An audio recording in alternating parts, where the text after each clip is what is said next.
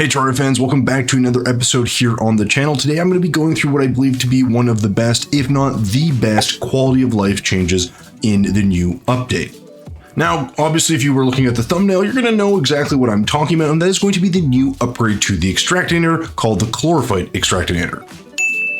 Now this right here is the original Extractinator. Nothing's changed. You put in silt, slush, or fossil, and you get out some valuable items, possibly like amber, some gems, or some variety of different ores. And maybe a couple of sturdy fossils here and there.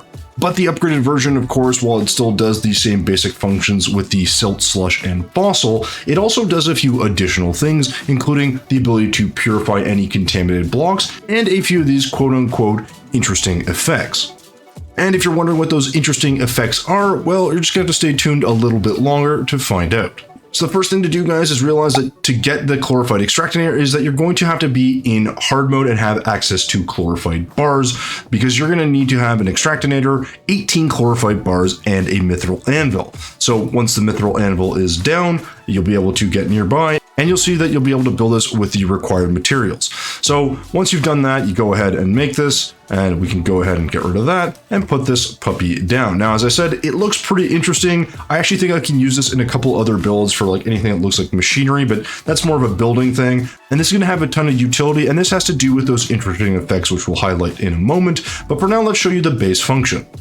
So as normal, guys, you can use your silt, your slush, and your desert, and you can just kind of throw this in and you'll get your usual stuff. Now, one of the important things here, guys, is that this thing is way faster than the normal Extractinator, although by the time you're in hard mode, you probably won't even need this, and that's okay. But as you can see, you can use this for all different normal blocks, and it has the exact same function as the Extractinator.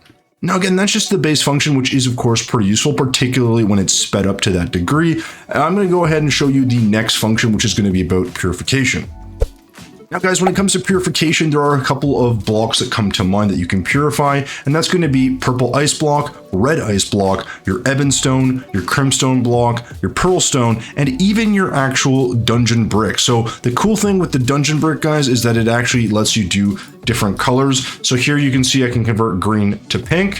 When I put the pink in, it will convert to blue, and so on and so forth. So you can actually stack all of the different blocks from one base, which is really nice if you're going to build in an actual role and you maybe have a green dungeon and you want a blue one or a pink one, etc., etc. It's just a really nice thing to have. It gives you access to all the blocks.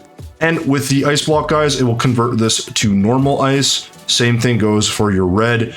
And when it comes to your ebon stone, it will just turn into normal stone. Your actual crimstone will turn into regular stone. And believe it or not, your pearl stone will also turn into regular stone. However, there is no way to convert this back into the original forms that you take it from. So just realize that if you have a lot of this and maybe you want some stone really quick and don't want to go out and farm it, you can just throw it in here really quick, and it's a nice little thing to have. Again, not the most useful, but it is nice to be able to have that option in a pinch. Now, with the purification cover, guys, I want to highlight the very interesting effects. And that interesting effect is the ability to convert ores. Now that may not seem like a big deal because you can just throw in, your tin and that will turn into copper. If you throw in silver, that will turn into, of course, your tungsten, and so on and so forth. So adamantite turns into titanium, and it's a really nice thing to have. And I stress nice because I hate fishing. And because I hate fishing, this means I don't need to fish for 1,000 or 2,000 or 1,000,000 crates to get all of the different ores. I can just go to this Extractinator and convert them. So I'm never going to be limited by the world type that I have to just simply get the ores that I want. That allows me to get different weapons, armor sets, etc., etc. So yeah, guys, I think that's a really underrated feature because it allows you to have a ton of flexibility when it comes to your playthrough, because you're no longer going to be beholden to fishing to find all of your ores. And for me, as someone who hates fishing, I think this is an absolute godsend. But guys, let me know what you think of the Extractinator. Would you use it? Is it too late game? What would you change about it? And of course, thank you so much for watching until the end of this video. And as always, guys, thumbs if you liked it, subs if you loved it. We will see you in the next one.